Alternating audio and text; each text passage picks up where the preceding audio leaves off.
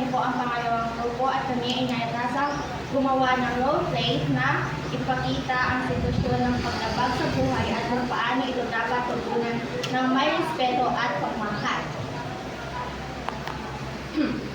Sa araw-araw na buhay sa paaralan, may mga pagkakataong nasasaktan ang iba hindi lamang sa salita kundi pati sa kilos. Sa eksenang ito, makikita natin si Rhea Joy, isang estudyante na nakakaranas ng online bullying.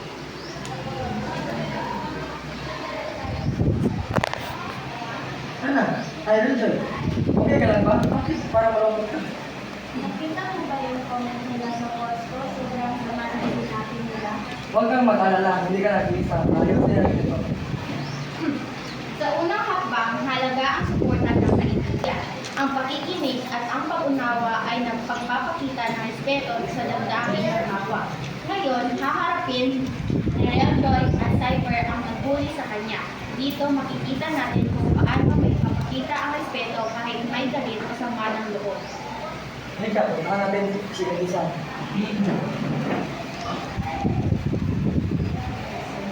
Elisa, napansin namin yung sinulat mo sa post ni Ana.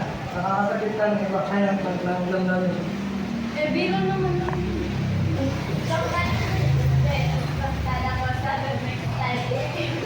Ito. Harapin ni Cyber at Rhea Joy ang nagbuli sa kanya. Dito makikita natin kung paano may ipapakita ang respeto kahit may galit o sama ng loob. Halika na dyan, puntahan natin si Elisa. Elisa, napansin namin yung post mo sa, yung comment mo sa post ni Rachel. Nakakasakit ka na ng namin. Biro na naman yun eh. Joke man ako, hindi kasi saktan ako. Sana next time, sabihin mo na ang Tama sa Joy, dapat respetuhin natin ang damdamin at dignidad ng bawat tao. Minsan, hindi sapat ang simpleng paumanhin. Kailangan natin ipakita ang tunay na paggalang sa pamamagitan ng pagkikipag-usap ng maayos at pag-unawa sa damdamin ng iba. Kapag hindi natin kayang ayusin ang problema, mag-isa, mahalaga ang paglapit sa tamang tao. Dito makikita natin kung paano makakatulong ang puro sa pagtuturo ng respeto at pagmamahal. Dito, ma'am, may nasasabi siya sa online. Mahalaga ang bawat buhay na paglaang. Susunod, pag-usapan natin kung paano maging responsible.